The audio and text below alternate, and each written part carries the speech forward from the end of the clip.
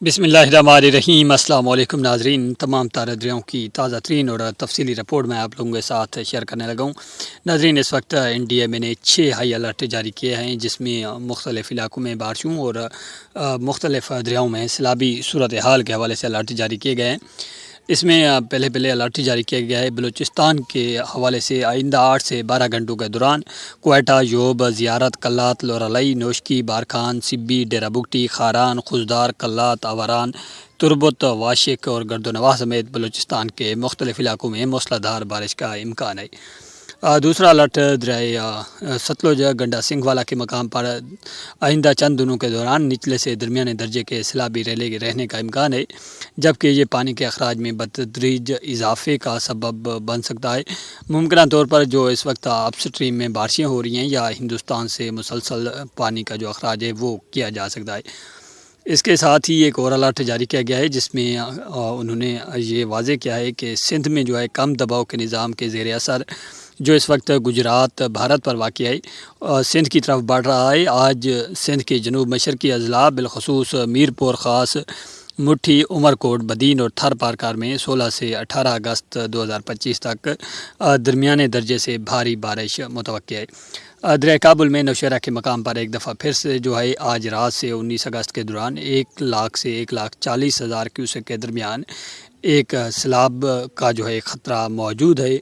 اس کے ساتھ ایک اور الرٹ جاری کیا گیا ہے کہ آزاد جموں کشمیر سمیت وادی نیلم، باغ، کوٹلی، راولہ کوٹ، مظفر آباد، حویلیاں اور گردونواح میں آئندہ 12 سے 24 گھنٹوں کے دوران وقفے سے بارش کا امکان ہے۔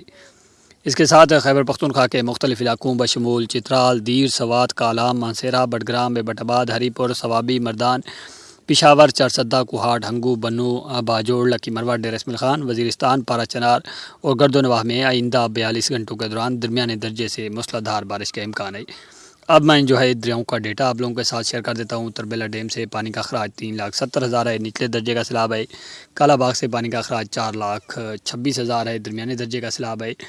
چشمہ سے پانی کا اخراج 4,18,000 ہے، یہاں پر بھی درمیانے درجے کا سیلاب ہے۔ تونسا سے پانی کا اخراج 3,67,000 ہے، نچلے درجے کا سیلاب ہے۔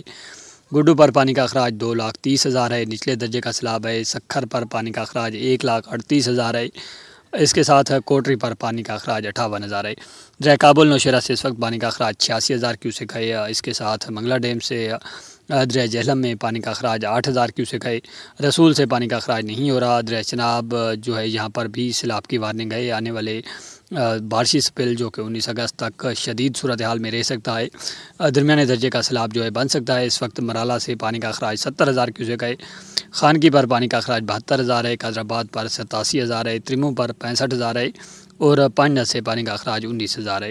دریائے راوی میں جسٹر سے پانی کا اخراج 14,000 ہے، شاہدرہ سے 18,000 ہے، بلوکی سے 28,000 ہے، سدھنائی سے 8,500 ہے۔ دریائے ستلج میں گنڈا سنگھ والا پر پانی کی سطح میں پھر سے اضافہ جاری ہے۔ 70,000 کیوسک پانی کی آمد ہے، 70,000 کیوسک اخراج ہے۔ سلیمان کی سے پانی کا اخراج 47,000 ہے اور اسلام سے 26,000 ہے۔ ناظرین، یہ تھی آج کے حوالے سے تمام دریاؤں اور موسمی صورتحال کی تفصیلی رپورٹ۔ ملتے ہیں اگلی ویڈیو میں، تب تک کے لیے اللہ حافظ۔